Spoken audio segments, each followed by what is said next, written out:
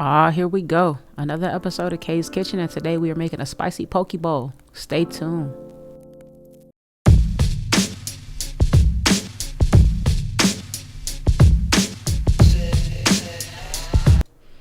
All right, y'all, welcome back to Kay's Kitchen. Today we are making a spicy poke bowl.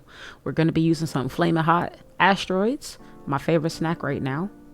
We're going to use some rice. Any rice is fine. I'll show y'all my rice in the description so y'all can see what kind of rice I use.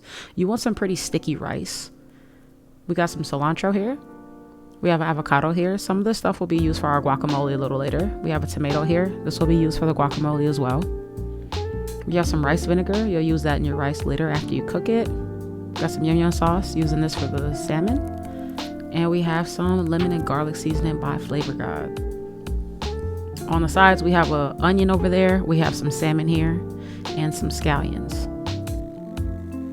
First thing we have to do is rinse our rice. You want to rinse and repeat about 3 times. You want to get as much starch out as possible from your rice to, make it less starchy. It's just easier this way. It's hard to explain, but you want to rinse your rice about 3 times, so just do that. All right, so now we're gonna slice up our salmon. You want to get off these pieces on your fish when you're eating it raw that don't taste very good. So I'm gonna show you in a second. You see this piece here? You see how this doesn't look very pretty? You want to take all these pieces off on your fish as you are cutting. It just tastes a lot better that way. You don't want to leave these pieces on it. It's gross. So as I'm cutting, I'm also going to take off all the pieces. I'm not going to show you everything in detail. It took a little bit longer. It does take a little more time, but it's worth it. Look how pretty that is. You want to eat that raw. Period. All right. Now we're going to add our yum yum sauce. This part doesn't take long at all. This is the easiest way to get it started for the most part. After you do this, you're going to set your salmon in the fridge for a little bit until your rice cooks down. We're going to add our scallions. We use about half a stalk of scallions here. And then we use less than half a stalk of cilantro. So not that much cilantro, but enough to taste it. I like cilantro, so don't mind me. I am a big fan of cilantro. One of my favorites ever. Cilantro is the best. I added here just a splash of ponzu sauce. This is a very citrus soy sauce. It is amazing. I like spice, so I added some serranos as well. All right, now for our asteroids, we are gonna crush these up, all right? So for me, it was a lot easier to put these in a Ziploc bag and get the smashing. You can smash them however you want.